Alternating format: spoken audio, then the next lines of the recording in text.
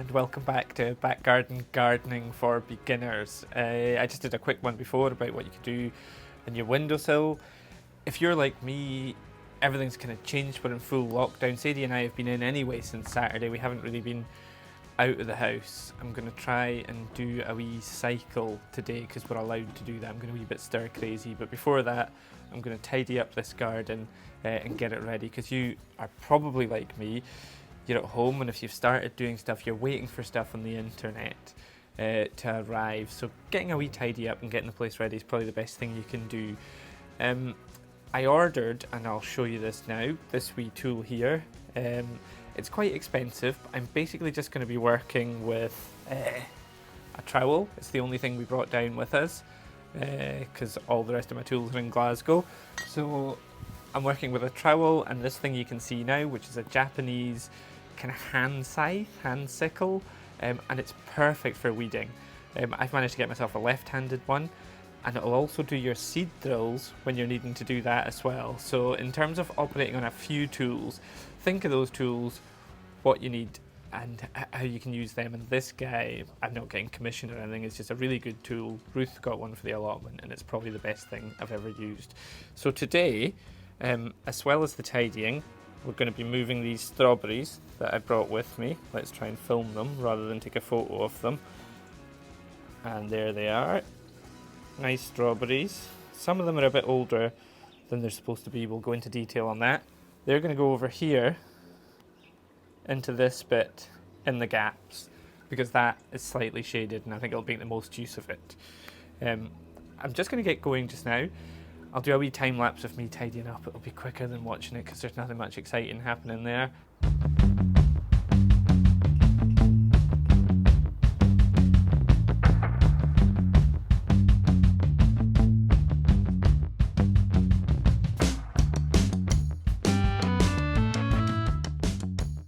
Another thing I'm going to be using today to get in between the cracks in the paving stones is this. It's actually a wee tyre lever. I'm just repurposing it. Again, we don't have all the tools we need, so we're just going with what we've got, and that should quite happily scrape between the weeds, the paving slabs, and get those weeds out for me.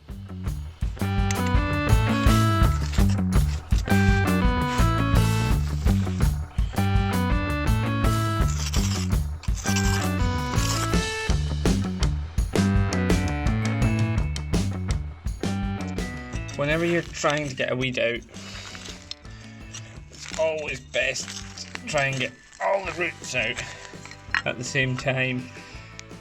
That's how you stand the most chance of getting shot of it. But don't worry if you don't. Continual kind of small plugging away at pulling them out will weaken the plant to the point where it will just stop growing, or it will be easier to get out as long as you're getting those green shoots off as much of the root as you can. Look at these buggers. Loads of them. Hey, I'm just going to pick them off, put them in there, and then I do go for my 1 hour constitutional cycle. I'm going to drop them in the park.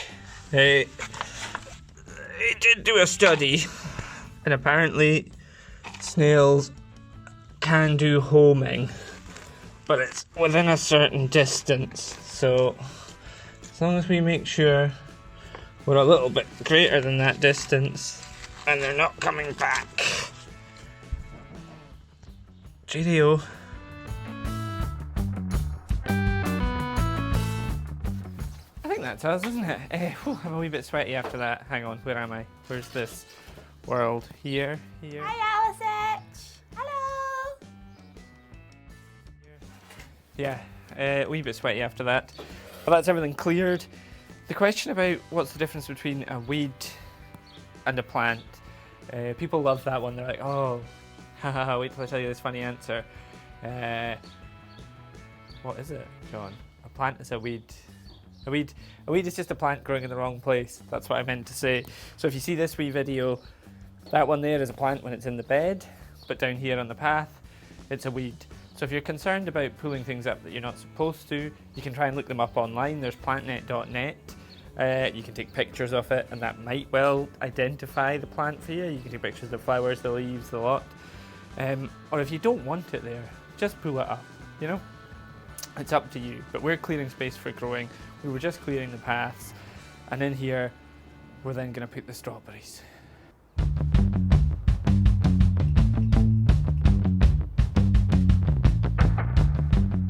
I brought some strawberries with me from home before any of this kicked off because they're an easy thing to grow.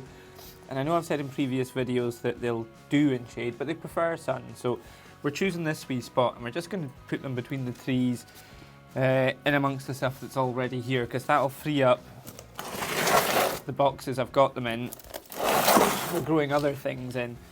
The only worry about putting them in the ground is they're slightly more likely to get eaten by slugs and pests, and also if it's a bit wet and they're on the ground, they're damp and it's worse for the strawberry. But if you're vigilant, you should be alright.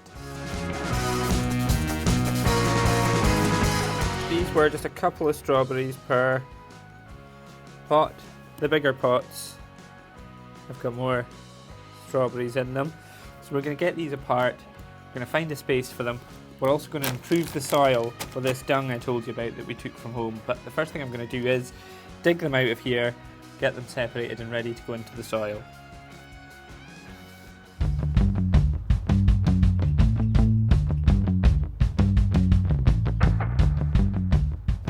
And we'll just take our time as we do it. I can hear that. So I'm just prizing it apart. Protect as much of the original roots as we can, and then I'll dip my hand in, scoop it from underneath. I've still got my slippers on. Do that from here, and then it'll just gently tease it apart. With anything you're moving, it's a bit like moving a human being. Try and make it as painless as possible. People don't like moving house. Plants don't like moving house either. So keep as much of what's good as you can, and then you're ready to go for the next time.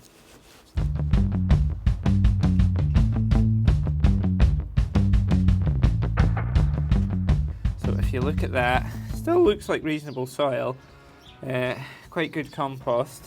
There it is over there. Eek.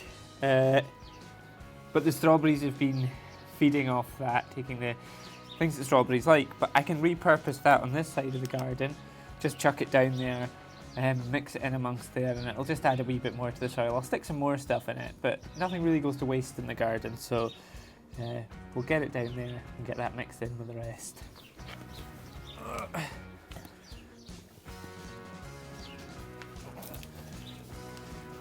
So, where can we go? Gently, tip, tip, tip.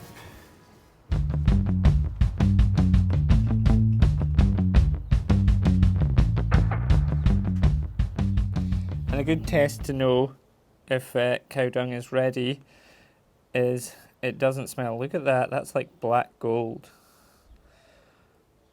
Lovely. Now cow dung, when it comes out the back of the cow, it's much more yellow, a lighter brown, and now it's black and it's composted. Look at that wee worm in there, can you see it? And it's full of worms, which is only going to do the garden good. And the way to test to see if it is good or not, give it a wee sniff. That doesn't smell like cow dung at all. sniffing shit on the internet. No, that doesn't smell like cow dung. And that's when you know it's ready and it's as good as it can be for the garden. So I'm literally just throwing it in here, spacing it out. There's a wee touch of couch grass left over. I definitely don't want that, so I'm going to put that to the other side. That's going in the bin, that's not going in our compost.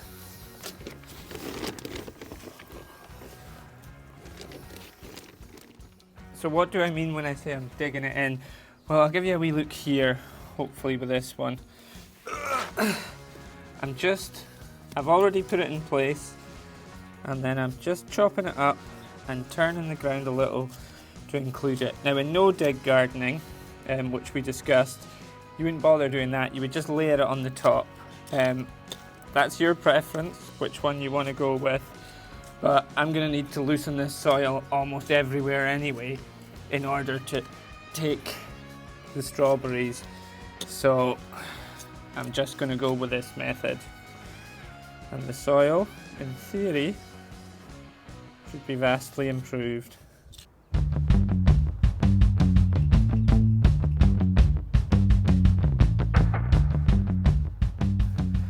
And the joy of adding good things to the soil to improve it is that means you can go, if your soil's in good condition, you can grow things a wee bit closer than the guidelines say. Sometimes the guidelines are about pest, but it's mostly about nutrients. So if you do put things, you're short in space, if you can get that soil improved, then you can really squeeze things in and take advantage of that space. So we're all prepped up, we're ready to go. Let's just start getting these strawberries in. So I am just going to, I think they're supposed to be about 30 to 40 centimetres apart. Well, we start over here and you just, this wee crown here, that's called the crown, you want that bit to be with the ground level. Get those roots laid out into the ground and make sure it sits with that about ground level. That's the key, that's it. I'm going to do all these.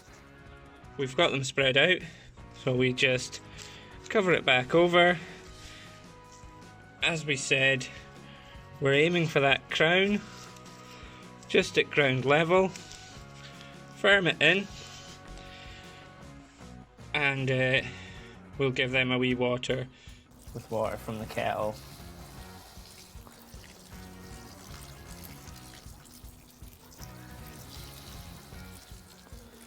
Always remember to water things in place when you've just planted them to give them the best chance of settling in.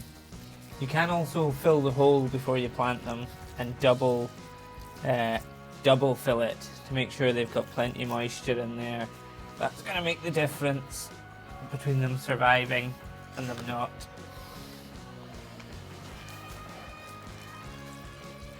You can see them all in there, hopefully.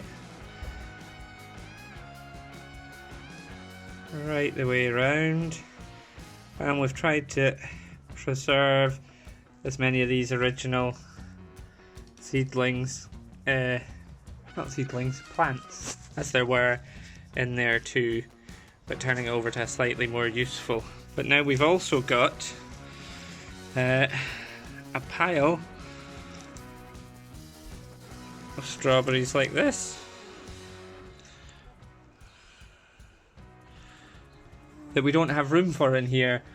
So I'm going to repot them up anyway, and perhaps other people will want them when folk can go moving about, or I can leave them out, or we'll just leave them in pots here and at least they won't go to waste. It's not worth wasting.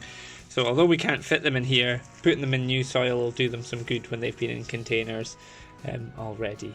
Alright, that's strawberries. That's easy enough. If you've got some, put them in. You can't beat homegrown strawberries. Really can't.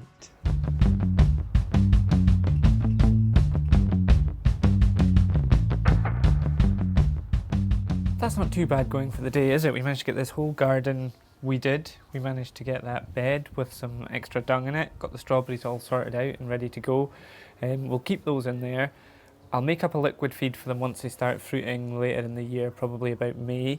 We've got the extra strawberries that we've put on top of the shed just now, and we'll see what happens with them.